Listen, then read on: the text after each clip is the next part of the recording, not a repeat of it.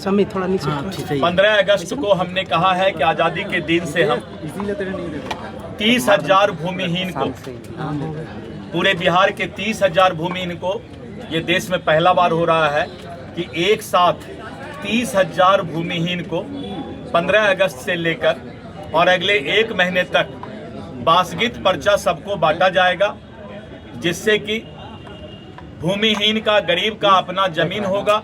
नमस्कार, आप देख रहे हैं न्यूज़ पोनेशन में हूँ आपके साथ नरोत्तम सिंह। बिहार सरकार 15 अगस्त से बिहार के 30,000 भूमिहीनों को भूदान पर्चा देने जा रही है। 30,000 भूमिहीनों को ज़मीन आवंटित सरकार कर रही है। बिहार सरकार के राजस्व एवं भूमि सुधार मंत्री दिलीप जायसवाल ने आज बड़ा ऐलान किया है। उन्होंने कहा है कि देश में पहला राज्य बिहार बनने जा रहा है, जहां भूमिहीनों को एक साथ 30,000 भूमिहीनों को ज़मीन आवंटित किया जाएगा।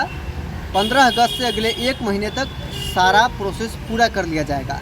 क्या कुछ बिहार सरकार के भूमि एवं राजस्व मंत्री दिलीप जायसवाल का कहना है, छोड़ जाते हैं आपको इस वीडियो के साथ। आम जनता को सुविधा प्राप्त हो, इसके लिए प्रयासरत है।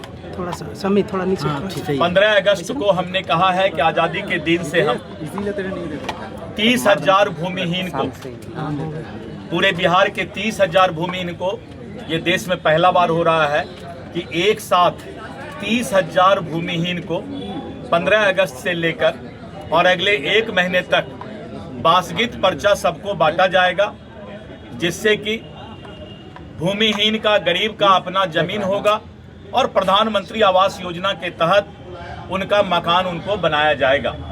यानी बेघर को घर और भूमिहीन को भूमि। इसके साथ साथ हमने फैसला लिया है कि पूरे बिहार में जो सर्वे का कार्यक्रम चल रहा है, सर्वे अधूरा रहने के कारण बिहार के अंदर जमीन का विवाद होता है, मारपीट होता है, दंगा फसाद होता है और थाना में और सिविल कोर्ट में करीब 35 से लेकर 43% तक केस जमीन विवाद का ही रहता है। लोग भाई भाई में झगड़ा करते हैं, माँ बेटा में झगड़ा करते हैं, भाई बहन में झगड़ा करते हैं, जमीन माफिया का अलग झगड़ा होता है।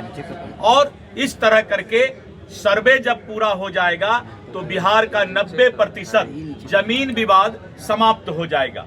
इसलिए राजस्व विभाग ने सर्वोच्च प्राथमिकता में सर्वे का काम पूरा करने का फैसला लिया है और हम 15 अगस्त को कोशिश कर रहे हैं कि कुछ जिला को सर्वे पूरा करने का हम घोषणा कर सकें। इसके साथ साथ जो जमीन का अधिग्रहण पूरे बिहार में चल रहा था और जमीन के अधिग्रहण में बहुत लोगों को मुआवजा में शिकायत रहता है कि हमें सही मुआवजा नहीं मिला और बहुत लोगों को जो है मुआवजा का नोटिस नहीं जाता है। तो इसके लिए बहुत दिनों से लार कोर्ट, जो कि लैंड एक्विजिशन का जो कोर्ट होता है, उसके 9 प्रमंडल में रिटायर्ड डिस्ट्रिक्ट जज, जो माननीय उच्च न्यायालय का अनुशंसा पर नाम आता है, उनको 9 जिला में, 9 प्रमंडल में लार कोर्ट का पीठासीन पदाधिकारी नियुक्त कर दिया गया है। और इसके साथ साथ भूमि विवाद को समाप्त करने के लिए माननीय उच्च न्यायालय के निर्देश पर लगातार ये बात आ रही है कि उच्च न्यायालय में जमीन विवाद का बहुत मामला आता है। तो इसके लिए BLT है, बिहार भूमि न्यायाधिकरण है, वहां पर अभी तक 5 जज यानी 5 मेंबर की व्यवस्था थी, उसको भी बढ़ाकर हमने 7 जज यानी 7 मेंबर BLT में बनाया है, जिससे कि ज्यादा से ज्यादा निष्पादन हो सके। इस तरह राजस्व विभाग लगातार इस काम को धरती पर उतारने का प्रयास कर रहा है। सर सीओ का सीओ को लेकर बड़ा आरोप लग रहा है सर। पालीगंज में विधानसभा में 36 दिन बाद उसी सीओ का ट्रांसफर हो गया सर। देखिए ऐसा है, पालीगंज को जो सीओ है सर 36 दिन बाद फिर पुनः उनको अभी पालीगंज में भेज दिया गया है। अभी एक चैनल के द्वारा अलोल जलूल बातें निकाली गई।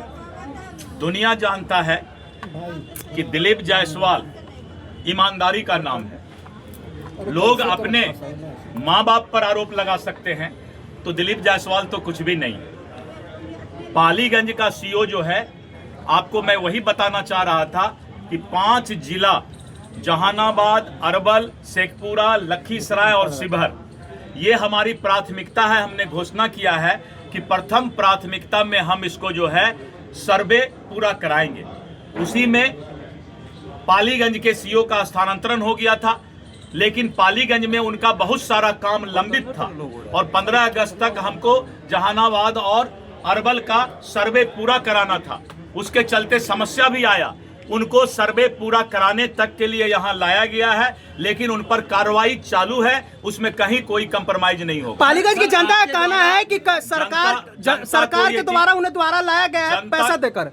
अब मैंने आपको बताया ना कि वो क्यों आए, क्योंकि हमें सर्वे का काम पूरा करा के फिर उनको वहां से हम हटाने जा रहे हैं। फिर उनको शिविर भेजा जाएगा सर? शिविर जाए या हो सकता है कि कार्रवाई होगा तो निलंबित हो, बहुत सारा चीज हो सकता है। आगे आपके द्वारा प्रयास किया जा रहा है कि इस तरह की समस्याएं का निदान हो, लेकिन गौरव थोड़ा सा सही करो। जो आपके आदेश का उल्लंघन करते हैं, आपने ये आने वाले 100 वर्षों तक भी इस तरह की समस्या आते रहेगी। मंत्री के आदेश का कोई अवहेलना नहीं करता है। जिस मामला का निष्पादन सिविल कोर्ट या माननीय न्यायालय में हो सकता है, उसको अगर मंत्री निर्देश भी देगा तो कोई भी मेरा पदाधिकारी को करने का अधिकार नहीं है। इसीलिए आज भी करीब 20% ऐसे मामले आए जिनका मामला हाईकोर्ट या सिविल कोर्ट में लंबित है, उसके बाद भी वो बेचारे यहाँ पर आ गए गलती से। लेकिन उनको एहसास हुआ कि जब मामला हाईकोर्ट में लंबित है, उसको कोई राजस्व पदाधिकारी उसका निष्पादन नहीं कर सकता। मेरा सवाल वो नहीं, मेरा सवाल सर ये है कि जैसे